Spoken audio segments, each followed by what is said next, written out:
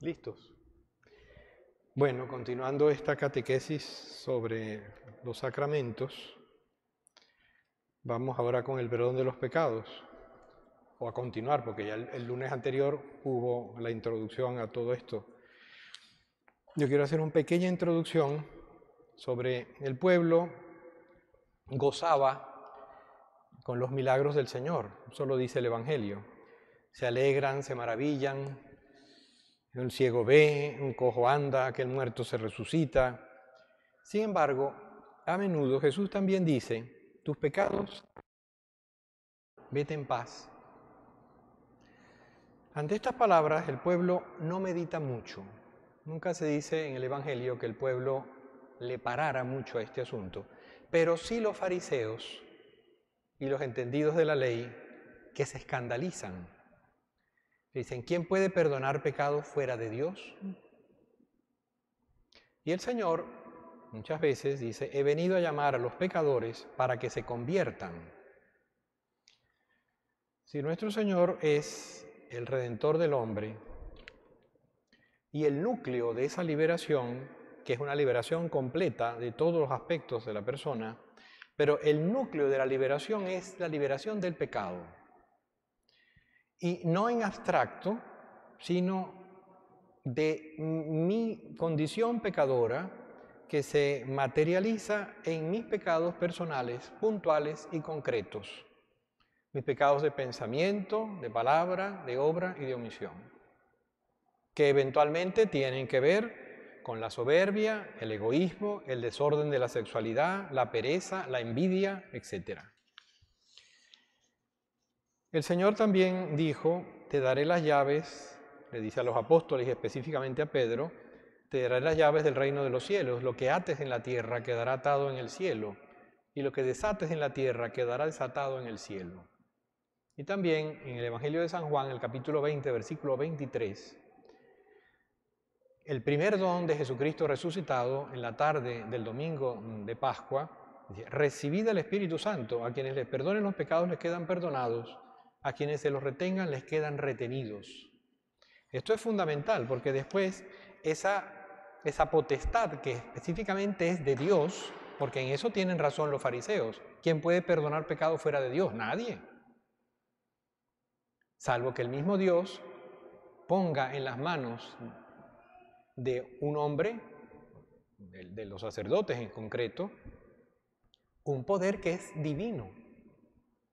Y ese poder de perdonar los pecados, y creo que eso lo vieron el lunes pasado, se va concretando en unas formas específicas, que termina siendo lo que nosotros conocemos ahorita como el sacramento de la confesión, en su forma actual.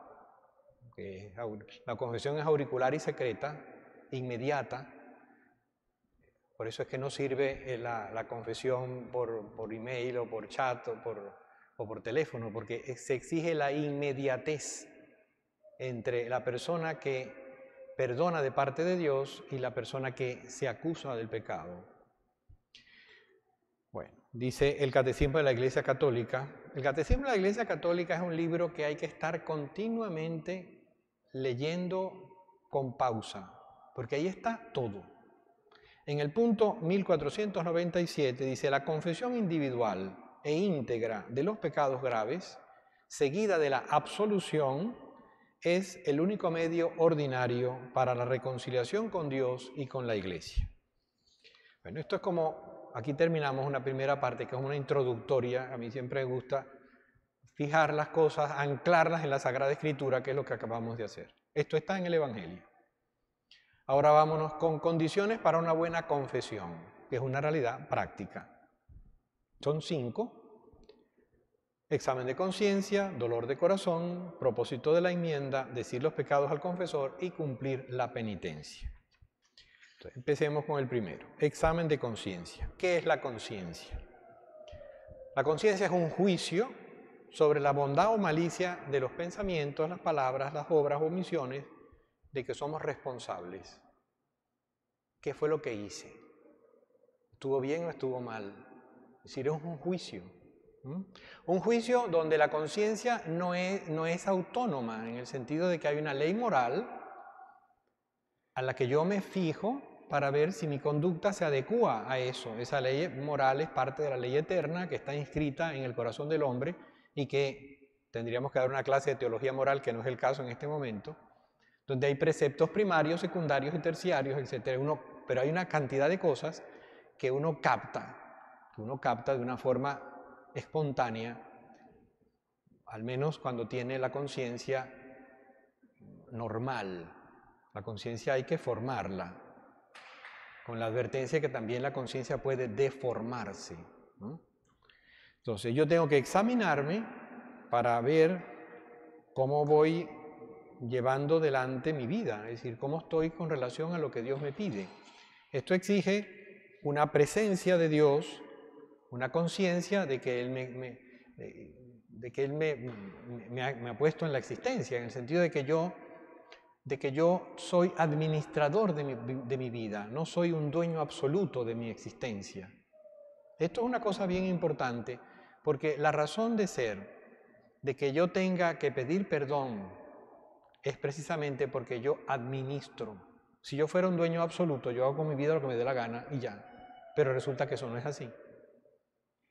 Como creo que lo hemos dicho otras veces, no sé si aquí o en otro lado, ya uno se repite, pero una de las cosas que a mí por lo menos, me hace caer en cuenta de esto es que yo no metí planilla para existir.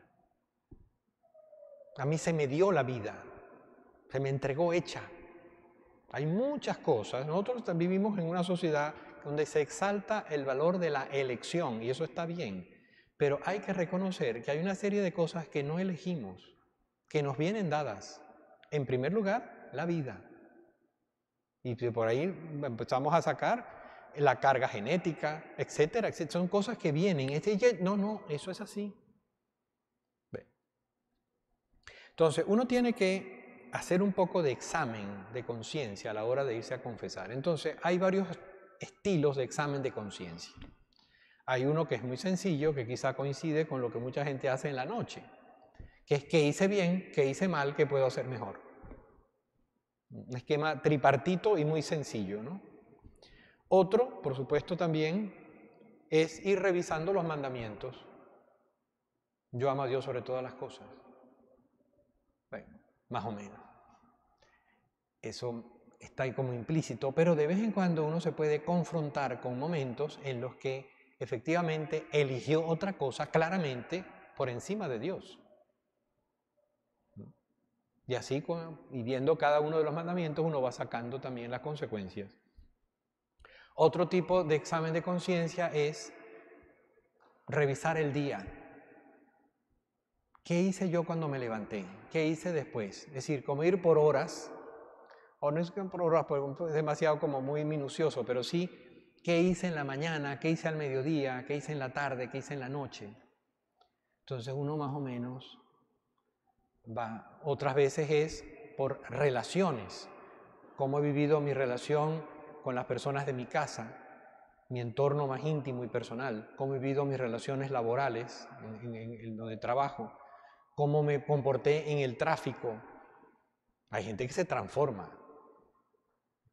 Es decir, y así uno va como preguntándose y va sacando conclusiones que, bueno, son preguntas morales, porque la moral es el estudio de la malicia o bondad de las acciones. Entonces, es precisamente ese examen el que nos interesa. Es decir, cómo... En esto no conviene tampoco enrollarse más de la cuenta. Porque uno puesto en la presencia de Dios dice, Señor, hay que advertir a veces que uno consigue mucha gente que parece que no tuviera pecado original. ¿Y usted ha pecado? Apenas, Padre. Alguna cosita, usted sabe. Todos somos pecadores. Alguna mentirijilla. Y eso sí, Padre, yo tengo un carácter muy fuerte. ¿Y alguna otra cosa? Pues mire que no.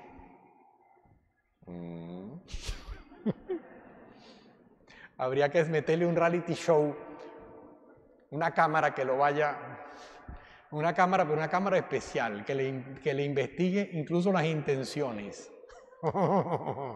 A ver cómo queda eso, ¿no?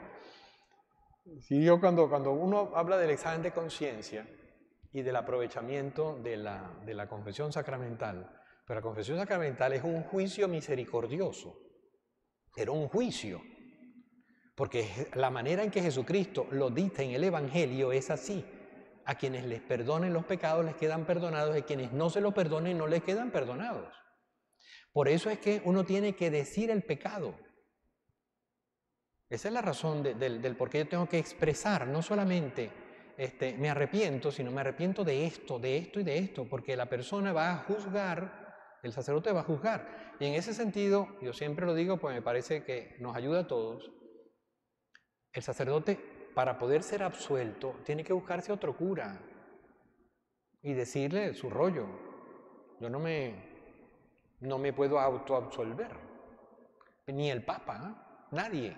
Hay que buscar, hemos visto muchas veces, es una cosa muy ejemplarizante, al Papa Francisco, que casi no se puede arrodillar porque tiene las rodillas muy malas, cuando se va a confesar en San Pedro, que lo han grabado, pues, evidentemente no se meten dentro del confesionario, ¿no? Pero lo graban desde afuera, con el hombre se arrodilla y se confiesa. Es decir, pero entonces uno tiene que expresar aquello que cometió.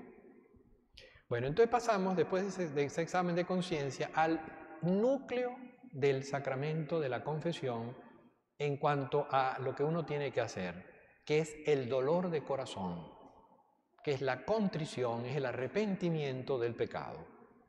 Es el pesar por el pecado cometido. Me pesa haber ofendido a Dios. Este dolor puede ser más o menos perfecto, dependiendo de dónde venga, de dónde brote ese arrepentimiento, porque puede ser perfecto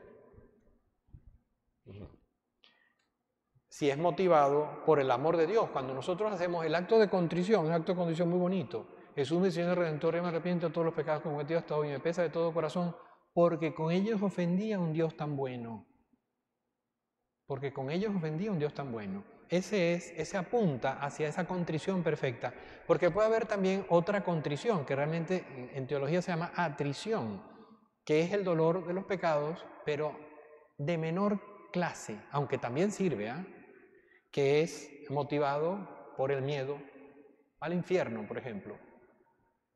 Es un miedo sobrenatural, porque el infierno es una realidad que conocemos por fe. O también por la fealdad del pecado. ¿Cómo es posible que haya hecho esto? Entonces, me arrepiento. Claro, uno tiene que apuntar al otro. Los dos sirven, perfectamente. Pero es más perfecto, Señor, perdóname, ayúdame a que me duela, Jesús, que te ofendí, a ti que eres la bondad encarnada, que me ama tanto y yo me pongo con esto, Dios mío, perdóname. Ese dolor de corazón es algo que hay que pedirle a Dios. Señor, ayúdame a tener contrición de mis pecados. El dolor, si es profundo y perfecto y lleva también la determinación de irme a confesar, aunque eso ya queda en el misterio de la misericordia divina, desbarata el pecado en el mismo momento. De hecho, nosotros hace unos meses, el año pasado, cuando no había posibilidades para la confesión sacramental, la Iglesia aupó mucho en todo el mundo esto, porque además eso siempre ha sido así, desde el principio se ha sabido eso.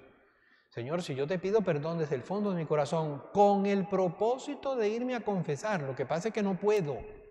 Ojo, no es que yo me arrepiento, yo me arrepentí así, pujé.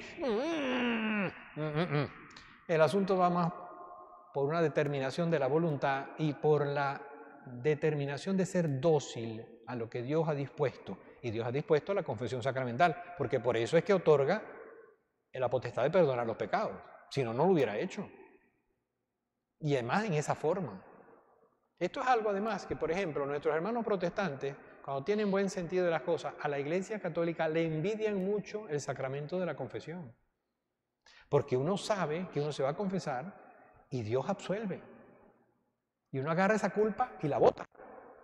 Eso es una liberación impresionante, de una sanidad psicológica muy fuerte, muy grande, muy buena. A veces no lo aprovechamos. Bueno, entonces es esencialmente una determinación de la inteligencia y de la voluntad, donde la persona reconoce la mala acción y se arrepiente. Digo, perdón. Bueno, pero para que yo tenga dolor de mi pecado, yo debo reconocer que lo que hice ofende a Dios. Porque el pecado no es simplemente una falla, un error, no es una ofensa. Yo que soy criatura de Dios, hago lo que me da la gana sin referencia al Señor, porque habitualmente hay un pecado que es un pecado muy feo, muy duro, que es el pecado de malicia reconcentrada, es decir, yo quiero ofender a Dios, es decir, eso es diabólico. La mayoría de los pecados por los cuales arriesgamos la salvación eterna es precisamente por escoger un bien distinto de Dios y opuesto en un momento dado a lo que el Señor pide de nosotros, que es realmente nuestra malicia es así. Entonces, esto solo daría tema para una charla moral, pero bueno, sin entrar en el fondo de la cuestión, porque no es el objetivo de esta charla, vamos a poner un ejemplo, ¿no? Donde puede haber una confusión en la persona, que por ejemplo, como ni siquiera los estoy viendo, puedo tener la libertad de decir lo que me dé la gana. Padre, tuve relaciones prematrimoniales. ¿Me tengo que confesar? Sí, evidentemente. Padre, pero yo no estoy arrepentido de eso. Porque yo la quiero mucho, porque estamos de acuerdo, porque no sé qué. Entonces, ¿qué es lo que hay que hacer aquí? Hay que entender un poco el asunto. La moral católica defiende no solo la licitud de esas intimidades, sino la santidad de la relación sexual dentro del matrimonio. Está claro que lo que constituye su pecaminosidad o pecaminosidad no son las relaciones en sí mismas, sino su desubicación. Ahí quedó mal escrito lo de su desubicación, pero resulta que lo que ahora es pecado, cuando me case, será santo. Porque la intimidad de los esposos es santa. O sea que, ¿dónde está el pecado? En el desorden. Y del desorden sí me puedo arrepentir. Porque a nadie le pueden exigir que se arrepienta del amor, pero sí del desorden. Entonces fíjense ustedes que es entender los términos de las cosas para que entonces el corazón acompañe el asunto. Dios mío, perdóname porque esto no debió pasar todavía.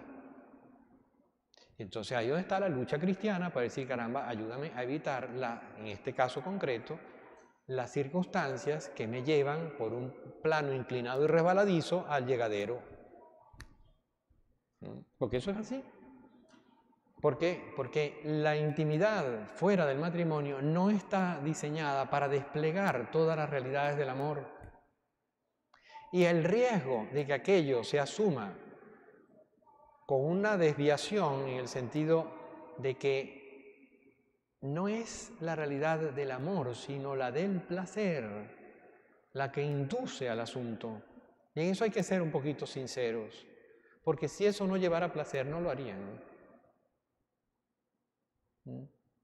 Entonces hay que tener la sinceridad de decir, bueno, todavía no toca, entonces hay que poner la prudencia por delante.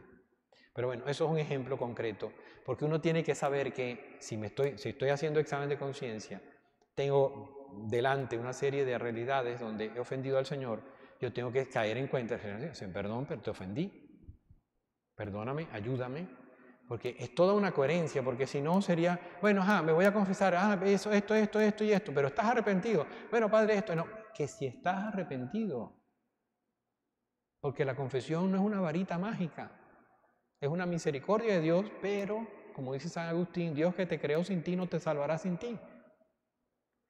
Tienes que buscar el arrepentimiento de aquello. Por eso explico esto, porque a veces es la confusión de decir, pero bueno, entonces hay que analizar las cosas y uno encuentra el modo de entrarle al arrepentimiento, y decir, cónchale, verdad, Dios mío, yo no te quiero ofender, ayúdame con esto.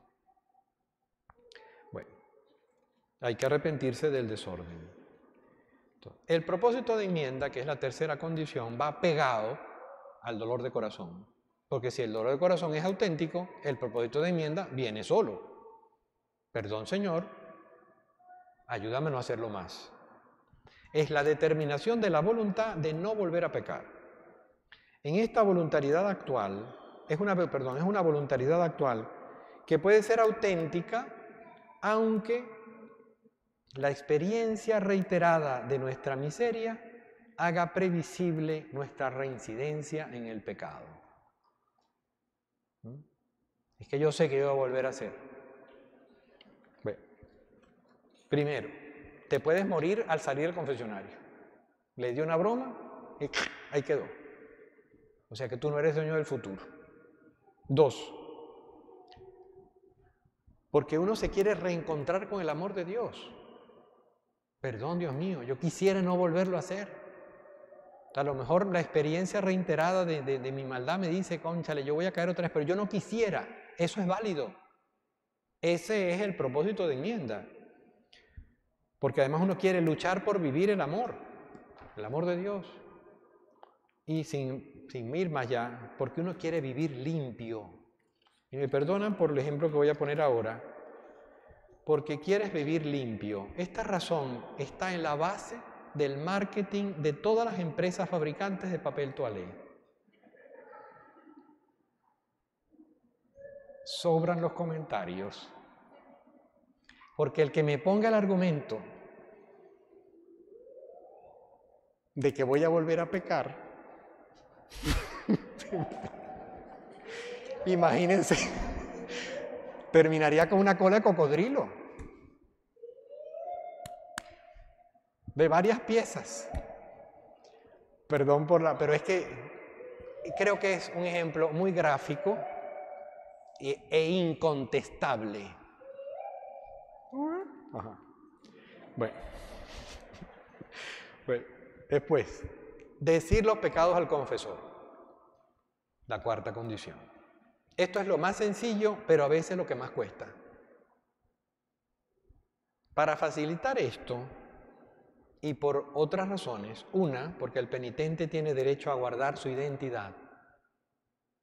Otra, porque el sacerdote tiene derecho a no saber a quién absuelve. Porque a veces yo me he encontrado con una señora que dice, padre, pero es que a mí no me importa. Pero es que no está solamente en función del penitente, están también en función del sacerdote. Hay mucho abuso que se hubiera evitado si se hubiera usado el confesionario. En muchas iglesias en Estados Unidos han vuelto a poner el confesionario después del desastre que ha pasado. Sabiduría multisecular de la iglesia, por algo. Porque no es mentira, cuando tratan a veces del confesionario, hacen una parodia y una fábula donde se mete el confesionario. En todas las iglesias tradicionalmente estaba casi que en la mitad de la iglesia, a la vista de todo el mundo. Y el cura estaba aquí y la persona entraba por acá y el cura ni se enteraba de quién estaba la otra persona. Incluso puede cambiar la voz. Ay, María Purísima. Ya está. A mí lo que me interesa es el pecado y la absolución. Punto. Pero entonces, hay que pedirle a Dios conciencia de que lo de la confesión, el decir el pecado, el exponer ante una instancia objetiva externa, distinta de mí, lo que hice, tiene también toda una dinámica psicológica. Dios es muy sabio y cuando dispone el sacramento de la confesión como está dispuesto, hay toda una terapia curativa. Todo el mundo sabe que cuando uno habla se alivia. Además, la posible vergüenza de alguna forma es un tributo que rinde el vicio a la virtud. ¿Por qué me da pena?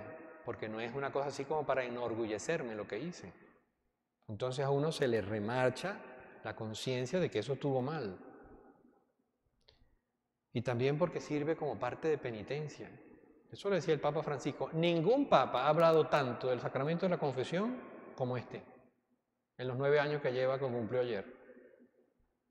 Y hay que saber también que la confesión sacramental, el mismo hecho de ser como es, un juicio de misericordia, también nos tiene que ayudar a saber que lo que Dios perdona ya no lo vuelve a juzgar. Imaginémonos, vamos a zumbar la fantasía a lo loco, ¿no? Que estamos en el juicio final. Ahí todavía estamos muertos hace rato. Estamos en el juicio final y aquí en la pantalla, pero no esta, una más grande.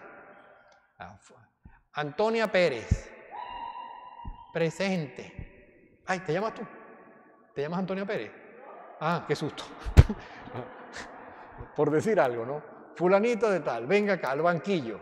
Y entonces, en el juicio final, se va a saber todo. Y entonces empieza su vida, sin cortes, sin censura, todo lo que hizo, todo lo que pensó, todo lo que deseó, todo. Y empieza ahí, la primera parte no hay problema, ay, gateando tan bonita la muchachita, pero la muchachita crece y se complica la cosa, y empieza la taquicardia, ay Dios mío, ahí viene, ahí ya va a venir, ya va a salir aquella broma, y cuando sale un enorme cartel que lo tapa todo, dice, absuelto, confesión número tal, no sé qué, en tal fecha. Ahí viene la otra, absuelto, confesión de tal fecha, absuelto, absuelto, absuelto. Ay, sale el alma así, absuelta, absuelta. Entonces uno dice, caramba, la vergüenza que yo pasé metido en este confesionario, menos mal que solté todo ese rollo, menos mal que dije todo, absuelto. Bendita la confesión sacramental que nos, de verdad, se acordarán de mí porque el juicio viene y viene para cada uno. O sea que es un asunto de decir, Dios mío, ayúdame con esto. Entonces ahora, ¿qué hay que decir en la confesión? Los pecados. Ahí están los 10 mandamientos. Entonces, hay que tener prudencia porque depende de la psicología de cada persona. Puede complicar un poco la cosa. Hay gente que divaga mucho y no se da cuenta que hay una cola de gente que se tiene que confesar. Ave María Purísima, sin pecado concebido. ¿Cuánto tiempo hace? 3 meses, lo que sea. Ahorita es antes de la pandemia, padre. Ah, bueno. Entonces, ajá, ¿qué pasó? Bueno, padre, resulta que yo fui al súper. Ajá. Sí, ese súper que queda ahí en la 72 con no sé cuánto. Ese súper, yo creo que es dueño, ese fulanito es dueño de señora. Ajá. Ok, entonces, bueno, no, perdón, padre, perdón. Entonces, yo entré con mi cartera. Claro, pues hay que llevar la cartera, porque tú sabes, una cartera muy buena que me regalaron mis hijos el Día de las Madres. Dios mío, ajá. Entonces, bueno, pero era grande, era como la de Hermione, la de Harry Potter. Y entonces yo pasé por allá y entonces, Dios mío, y viendo los precios y tal, qué caro está, qué sinvergüenzura, padre. Imagínate, Dios mío, me robé un lápiz labial. Dios de la vida, hubiera empezado por ahí, doña. Empezando la localización en el Google Maps de dónde quedaba el súper. Es decir, hay que concretar, porque es que si no, ahora tampoco es cuestión de decir, he robado. Me pongo con el del robo, porque el robo es así como antiséptico, ¿no? Para no meternos en otros temas escabrosos, pero con el robo incluso, hay un cuento muy famoso de un gitano que se fue a confesar, dice, padre cura, me acuso de haber robado un ronzal. Ah, sí, un ronzal. Sí, un ronzal. Pero el ronzal venía atado a una mula. Vino y después de esa mula venía otro ronzal y otra mula. Así hasta 20. Y además las mulas venían cargadas. O sea, que el tipo saqueó quién sabe quién. Entonces, no es cuestión de decir que me robé un ronzal, porque depende de la cosa. Padre, me robé $1. Pero ¿sabe qué? Se lo robé al cieguito que está en la puerta. Muérgano. Es un pecado mortal. Por eso es que hay cosas que cambian la calidad del pecado. Y entonces, por eso digo que sin irnos a Google Maps de la vieja del lápiz labial, hay que saber expresar lo que hay que expresar. Es decir, pasó esto y esto, tal, qué sé yo, tal. Y no preocuparse porque la confesión ya se sabe que es para pecados, para cosas malas. Padre, yo no soy tan malo. Ya empezamos mal. No hay cosa más bonita cuando Jesucristo dice, no he venido a llamar a los justos sino a los pecadores. Ahí estoy yo. Me viene a llamar a mí. Porque es que esa es la lógica. Porque después Cristo me quita el pecado. Salgo sin pecado. Si Dios me libera. Entonces, es un asunto donde uno tiene que, por ejemplo, otra cosa que había notado aquí yo. Chisme. Le dije a mi vecino que vi a su esposa con su socio, pero realmente yo no estoy seguro de que fuera ella. A lo mejor desbarató un matrimonio por bocón y además injustamente. Entonces hay que tener cuidado con lo que uno dice. Bueno, hay que hacer un poquito aquí, cada quien lo medite un poco en su corazón y vea un poco cómo va la cosa, ¿no? Las confesiones completas y bien preparadas suelen durar poco. Es decir, un máximo de 10 minutos. Porque cuando uno empieza a divagar, es que empieza a ver cómo dice lo feo, no tan feo. ¡Pum! Hay que aterrizar en picada. Y ya, se acaba la cosa. Entonces, más bien, uno se pone morado y ya está, se le va pasando después. Bueno, se debe decir la especie y el número. ¿Qué pasó? Bueno, ¿qué? Bueno, el número aproximado, es decir, mire, padre, muchas veces, ok, pues 254. Bueno. O sea que en esas cosas hay que, en la medida en que uno empieza a confesarse con más frecuencia, adquiere más también el arte de confesarse, porque no se trata tampoco de, ¿se llama esto? Malamente acostumbrarse a la confesión. La confesión es una gracia muy grande de Dios. Pero, por ejemplo, Juan Pablo II se confesaba cada jueves, desde que era un sacerdote, de obispo y de papa igualito. Eso está en los artículos del postulador de la causa de canonización de San Juan Pablo II el Grande, que hay que decirle así, Juan Pablo II el Grande, porque el Grande es un título que otorga el pueblo fiel, no es un título canónico. Hay dos pontífices grandes en la historia de la Iglesia, ambos del primer milenio, San León Magno y San Gregorio Magno. Y mucha gente ha dicho que a este le toca, San Juan Pablo II Magno, porque hay que ver lo que hizo ese hombre. También tuvo un pontificado muy largo, pero era un santo muy santo. San Juan Pablo II el Grande se confesaba cada jueves, y no era que estaba matando viejas a cada rato.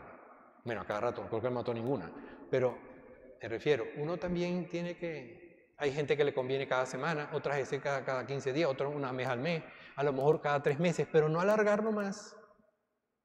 No alargarlo más, porque necesitamos de la gracia de Dios. Si no, estamos luchando a punta de brazos. Y tenemos que luchar con la gracia de Dios, que es el que puede, ¿no? Pero al final, cumplir la penitencia, que suele ser parte más fácil de la confesión.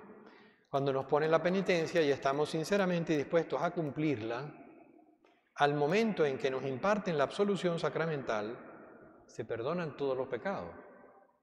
¿Y qué pasa si se me olvidó alguno? Ese pecado queda perdonado. Pero, si me acuerdo, debo decirlo en la siguiente confesión. Es decir, padre, la otra vez me confesé y se me olvidó esto. Pum. Uno lo zumba, lo que fuera. Porque es que si no, qué casualidad, se me olvidan los que me dan vergüenza. Hey, que estamos en la presencia de Dios. Y hay que acordarse del absuelto en el juicio final, porque de Dios no se burla nadie. Ahora, ciertamente, la confesión es, lo decía el Papa hace poco, ¿qué es lo más importante en la confesión? La gracia de Dios. San José María hablaba de la confesión como el sacramento de la alegría. Pues es verdad. Al quitarnos el pecado, nos llena el alma de alegría. Es el reencuentro con Jesucristo, es el reencuentro del amor. Es una inyección de esperanza. Sí puedo, porque Dios está conmigo. Entonces, eso es un punto importante. Ahora, yo les recomendaría, cuando vayan pudiendo, en el Catecismo de la Iglesia Católica habla de la confesión del punto 1422 al punto 1498. ¿Cuándo fue que fue descubierta Venezuela? Dependiendo de cómo se entienda, pero bueno, ¿cuándo pasó Cristóbal Colón por la costa de Paria en 1498. Ese es el número final del catecismo que habla de la confesión. El primero es 1422 a 1498, porque eso es bueno repasarlo, para que uno se aclare de las cosas. Bueno, ahora, ¿alguna pregunta?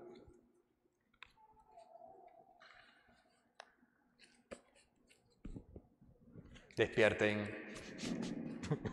Ajá.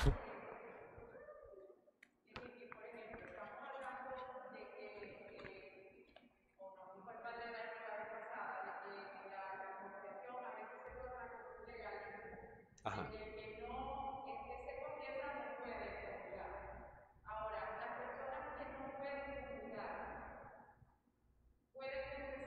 Vamos a ver vamos a ver. Primero, el legalismo se previene con amor. Porque una persona, pero Juan Pablo II confesaba cada semana y no creo que fuera legalista, sino que había una necesidad viva de la misericordia de Dios. Eso, en la medida en que la persona hace oración todos los días, descubre, pero no porque sabe que puede seguir comulgando a lo mejor, pero necesita bañarse en la misericordia de Dios. Serán confesiones sencillas y tal, pero por supuesto válidas, porque vamos a ver, la confesión como medio para salvarse es necesaria cuando hay pecados graves. Lamentablemente, Santa Teresita del Niño Jesús y alguno más, pero de resto necesitamos de la confesión. Ahora, a tu pregunta, cuando una persona no puede comulgar por una situación irregular, por ejemplo, no puede comulgar porque no puede acceder al sacramento de la confesión. Sí, la traba no está, sino en que, como tiene una realidad interior, en el caso, por ejemplo, de, ¿cómo se llama esto?, de las personas divorciadas y vueltas a casar. Bueno, sí, aunque a veces, algunos casos hay que llamarlos así, otros casos no son tan así, porque a veces es la parte que ha sido vulnerada, la parte que ha sido víctima de un mal manejo de la cosa, la abandonan, la dejan o lo dejan y después, bueno, busca consuelo en otro lado. La malicia es distinta, pero la contradicción con relación al signo del matrimonio, que es muy importante, lamentablemente está. Ahora, solamente Dios puede juzgar esa situación. Ahora, ¿qué es lo que pasa? Que mientras no haya o la muerte del cónyuge o una sentencia del tribunal eclesiástico que declare nulo ese matrimonio, declare nulo, no anula, porque la Iglesia no puede anular matrimonios, declare nulo, es decir, que después de un juicio se determina que allí nunca hubo matrimonio, que hubo un supuesto matrimonio porque se celebró la ceremonia, y cuando se celebra la ceremonia hay el supuesto de que es válido. Y el juicio de nulidad del matrimonio lo que va es a tumbar esa presunción. Presuntamente válido, pero resulta que se demostró que el consentimiento estuvo de alguna manera viciado y el vínculo nunca se formó y nunca hubo matrimonio y se declara nulo el matrimonio. Entonces puede acceder al matrimonio cuando se vaya a casar. No a un nuevo matrimonio, sino porque el otro no fue verdadero. Se va a casar por primera vez, si logra. Entonces, salvo esos casos, cuando no hay eso, sino que realmente hay un impedimento, la persona no puede acceder al sacramento de la confesión. Ahora, cuando no accede al sacramento de la confesión y lo que hace es obedecer a la Iglesia, que le indica, eso está en distintos documentos de la Santa Sede, incluso en Amoris Laetitia también. Incluso, de eso he dado yo algunas charlas y si se pone de moda podemos dar aquí otra vez. Es decir, lo que hay que hacer es obedecer. Cuando la persona obedece, dice, Señor, no puedo acercarme a ti, pero de deseo tal. Cuando uno ve un crucifijo, es decir, el núcleo de la redención no es el dolor de Cristo, es la obediencia de Cristo. Y cuando una persona en una situación irregular lo que hace es obedecer con humildad a la Iglesia, ¿quién puede pensar que esa persona va a ser rechazada por Dios? Por supuesto que no va a ser rechazada por Dios. Y sus comuniones espirituales a lo mejor le van a valer mucho más que una comunión sacrílega. Por supuesto, por supuesto. Lo que pasa es que a veces tratamos de meter a Dios en nuestro esquema y somos nosotros los que tenemos que meternos en el esquema de Dios. Y saber ser dóciles, Señor, estoy haciendo lo que me dice la Iglesia, voy por buen camino, porque eso es así. El Señor mira los corazones. Entonces, pero exactamente, no puede hacer a la comunión porque no puede confesarse. En concreto para tu pregunta. Ajá. Un acto de contrición perfecta es cuando tú le pides a Dios perdón desde el fondo del corazón, una determinación de la voluntad, procurando, hay que pedirle a Dios, Señor, ayúdame a hacerlo. Donde lo que me duele es el que te ofendí a ti, Señor, que eres tan bueno. No me arrepiento o no me mueve el arrepentimiento del temor al infierno, no me mueve el arrepentimiento de la fealdad del pecado, no, sino que te ofendí a ti, Señor. Es un arrepentimiento de amor, de un amor que va directamente al corazón de Dios. Ahora, ¿cómo estamos seguros de haber hecho eso? No estamos seguros nunca. Ahí yo me acuerdo siempre de aquella frase del Evangelio cuando el papá de aquel muchacho lunático se acerca a Jesucristo y le dice, Señor, si puedes algo, ayúdanos. Y el Señor le dice, si puedes, todo es posible para el que cree. Y el papá le dice a Jesús, Señor, creo, pero ayuda mi incredulidad. A veces hay que decirle al Señor, Señor, yo quiero tener ese acto de contrición perfecta, pero dámelo tú, porque yo no soy capaz de producirlo yo solo. Ajá.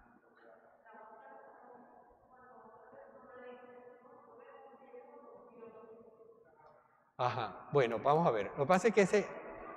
¿Ah? No. Vamos a ver. Si no tienes pecados graves, sí. Pero no por la confesión con Dios, porque la confesión con Dios a la hora de la verdad es el equivalente al examen de conciencia y a los actos internos que hay que hacer antes de la confesión, porque uno de hecho, cuando uno se va a confesar, uno revisa su conciencia en la presencia de Dios y de alguna manera le pide perdón a Dios directamente. E incluso en estos tiempos de pandemia donde no había manera de acceder a un sacerdote para recibir la absolución sacramental, eso era lo válido en ese momento. Ya gracias a Dios no, porque bueno, ya se han abierto las cosas y la facilidad de acceder a un sacerdote pues está abierta a todos. Pero la confesión con Dios yo creo que es parte también de la preparación para la confesión sacramental. Pero siempre tiene que haber el propósito de ir a confesarme. Al menos si tengo la conciencia de un pecado grave. Si no hay un pecado grave, yo puedo comulgar sin confesarme porque no tengo ningún impedimento. Es así. Ahora, ojo, porque hay gente que dice, pecados graves, ¿qué pecado voy a poder hacer yo? Ay, mijita. Ya te van a enterrar en una blanca, habría que decirle. Yo a veces a algunos muchachos, unas muchachas que veo, a veces cuando se van a confesar le pregunto, no sé qué tal, y le pregunto, mira, ¿estás muy pegada al teléfono? Ay, sí. Ajá, padre, bastante. Yo le llamo eso el síndrome de la ventosa, pues como está como una ventosa pegada a la pantalla, ¿no? Entonces, claro, ahí tú te tragaste lo que te echaron bueno y malo. Ay, sí. Ah, y dentro de lo malo a lo mejor no habría. Ay, sí. Otras veces, típico, ¿no? Padre, yo no veo esas cosas. ¿Y estás viendo la serie no sé qué? Ay, sí, está interesantísima, padre. Ay, por cierto, padre, ahí hay algunas cosas que tal vez... Claro, tácate el dedo en la boca, hija. Es decir, porque parece que se nos ha ido cauterizando la conciencia. Entonces, nos pasan por la pantalla cualquier tipo de barbaridad. Ay, no, eso ya a mí no me hace. Ya a mí no me hace. Había una de las cosas que más, si no fuera pecado, daría risa. Es cuando la gente dice, es que eso es contenido de adultos. ¿De cuándo acá el adulto puede comer caca? Parece que los vieran como lumpias. Es decir, eso está mal. Lo que mancha un niño, mancha un viejo. Si tu alma no es menos que la de un niño, a lo mejor psicológicamente puede hacerte menos daño, eso sí es verdad, psiquiátricamente. Pero en cuanto al alma, no. Te pudre, te pudre. Entonces hay que tener cuidado. No es que no vamos a estar con unas orejeras y tapados la boca y tapados los ojos. Tampoco. Pero hay que saber distinguir y hay que saber decir, momentico, esto no está bien. Porque si no, uno se acostumbra. Yo siempre recuerdo Una cosa que me decía un médico, creo que lo conté aquí la otra vez, un médico del Coromoto, de la unidad de quemados. Cuando llegaba alguien quemado, pobrecito, como rostizadito, pero consciente, decía, doctor, yo como que no estoy tan mal, porque no me duele tanto, ese se moría. Porque las terminaciones nerviosas estaban todas quemadas ya, no sentía, pero era la insensibilidad de la muerte. Y a veces pasa así con las conciencias. No, padre, yo veo todo eso y a mí no me hace. No te hace, cadáver. Estás más muerto que quién sabe qué. Reacciona. Sí, porque así somos, así somos. Sí, en eso hay que tener cuidado. Y digo, el temita es el temita, ¿no? El temita de toda la realidad de la sensualidad. Pero ojo que no se queda solo en eso. Es decir, todo el mundo de los chismes, de los dimes y diretes, de las maledicencias, eso siembra a veces unas discordias en las familias, que son un mundo de iniquidad. Santiago en una de las epístolas lo dice, en su epístola. La lengua que es un mundo de iniquidad, hay que tener cuidado con eso. Porque si por culpa de un comentario mío yo hago que una familia pierda su paz familiar, eso es un pecado muy grueso. Entonces hay que tener cuidado. Así como gracias a Dios, la gran mayoría de las cosas se pueden hacer. No es que todo sea pecado, pecado, pecado, que va. La gran mayoría de las cosas se pueden hacer. Si uno tiene un poquito de conciencia, uno va por la vida feliz de la existencia. Es decir, hay que tener cuidado con esto y con esto, pero como cuando uno va para Mérida por la Trasandina, ¿no? Es decir, uno va disfrutando el paisaje, no pierde de vista el barranco, pero de resto uno sigue las indicaciones y va bien, y va y vuelve, y no pasó nada, disfrutó. Así un poco es en la vida, ¿no? Es decir, que con que tengamos en cuenta el decálogo, los 10 mandamientos son un manual de funcionamiento de la naturaleza humana, cumpla esto y sea feliz. Ahora, ¿hay que poner un poquito de esfuerzo? Pues sí, se le hace. Pero gracias a Dios, el Señor está para estar con nosotros y para ayudarnos. Ajá, otro.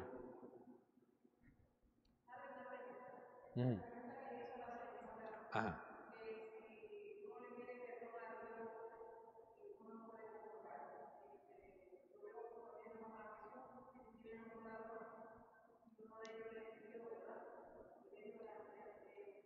Hoy estarás conmigo en el paraíso. Sí, claro. Pues sí, pues lo que acabamos de decir. Es decir, sí.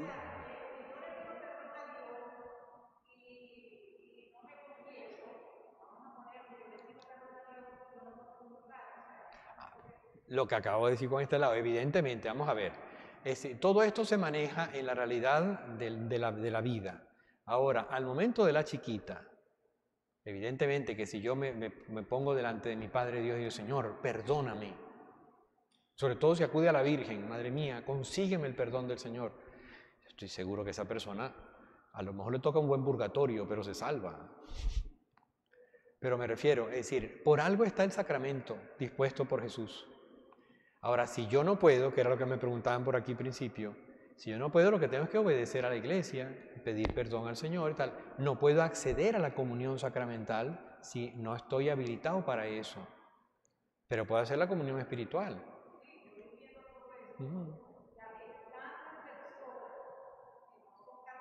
Ah, no, bueno. Sí, no, por supuesto, por supuesto. Es decir, ya sacándonos del ámbito nuestro como comunidad católica, evidentemente todas las personas que se dirigen a Dios tienen también que pedir perdón, porque es una cosa muy, muy universal. Hay en las tumbas egipcias, de hecho, milenios para atrás, ahí se han conseguido unas tablillas que son como exámenes de conciencia donde el difunto le pide perdón a la divinidad por sus pecados.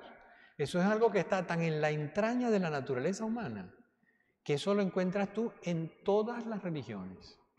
Lo que no consigues en todas las religiones es la maravilla de la confesión sacramental. Es decir, que tú dices tu pecado, te arrepientes y tienes la certeza de que Dios te perdonó. Y eso te da una paz interior, una tranquilidad muy grande. Pero sí, hay que pedirle perdón a Dios.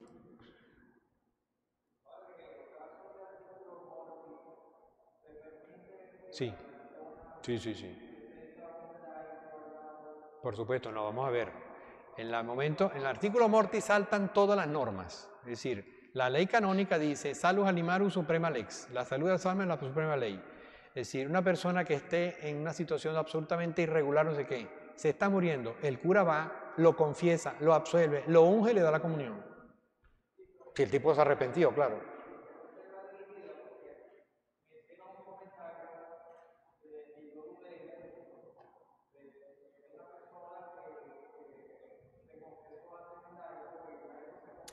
Ah, perdón, ya te entendí, no te había entendido bien.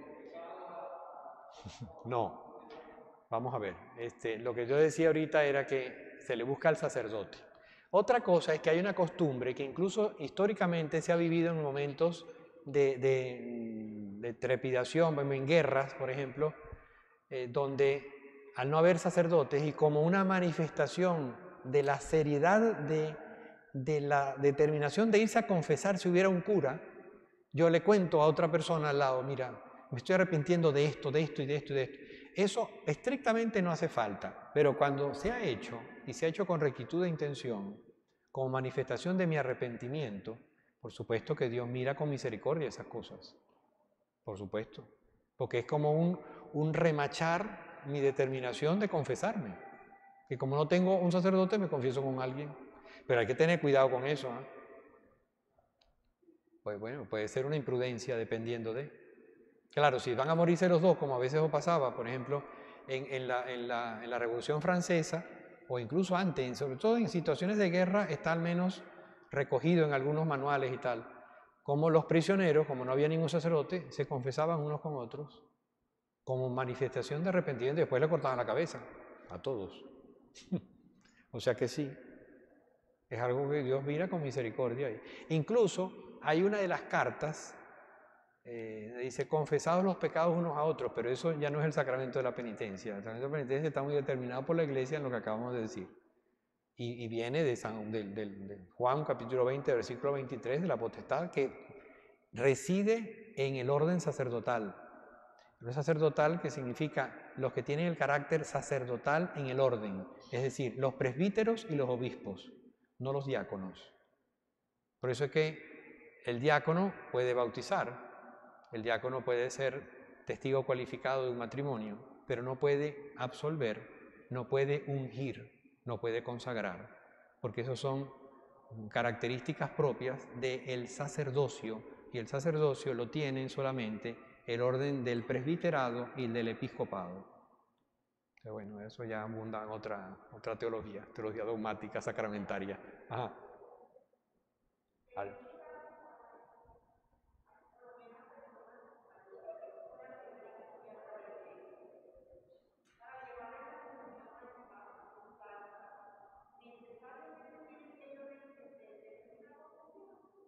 Vamos a ver, habitualmente en ese tipo de situaciones lo que bueno es que el sacerdote vaya de vez en cuando. Y entonces, que eso es lo que más o menos se hace. Es decir, una persona ya mayor, etcétera, muy impedida, es decir, el sacerdote a lo mejor va cada 2, 3 meses, la absuelve y le da la comunión. Y las otras veces va un ministro de la comunión y le da la comunión, le lleva la comunión. Pero el sacerdote sí es bueno que pase, y sobre todo si ya está muy mayorcita o muy mayorcito, lo que sea, con una cierta periodicidad no solamente lo confiesa y le da la comunión, sino que le pone la unción de enfermo. La unción de enfermo no es para ponerla cada rato, ¿eh? Pero sí con una cierta periodicidad, a menos que se le hayan puesto a una persona una enfermedad y a las semanas empeora, se le puede volver a poner. No es que sea estrictamente necesario, pero se puede. Pero entonces, en concreto, yo creo que es bueno que el sacerdote vaya de vez en cuando para poderla absolver y el resto de las veces que le lleve la comunión un ministro de la comunión.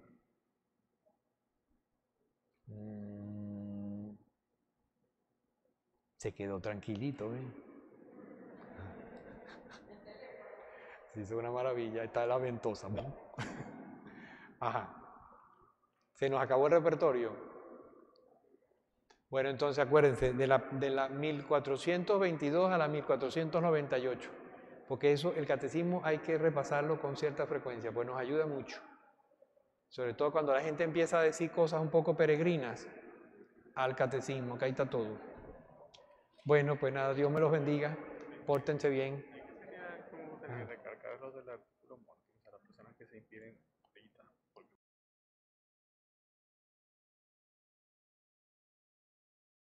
El padre Dainer aquí. Cuando una persona en situación irregular está en peligro de muerte, ahí se le puede aplicar todo. Como decía ahorita, se busca al sacerdote, el sacerdote, a mí me ha tocado varias veces eso, el sacerdote lo oye en confesión, lo absuelve, le da la unción de los enfermos y le da la comunión. Porque en artículo de muerte, es decir, la iglesia, la realidad maternal de la iglesia se vota, es decir, lo recoge. Es decir, ojo, y si eso no pasara, si la persona tiene esa rectitud interior de pedirle perdón al Señor, yo estoy seguro que el Señor no lo va a dejar, no lo va a dejar. Sobre todo si además acude a la Virgen, más seguro todavía. Pero en todo caso, si se puede llamar al sacerdote, llámese, porque en esos casos se debe y se puede. Bueno, listo el pollo. Bueno, la confesión necesaria hay que hacerla y gracias a Dios porque la tenemos. Eso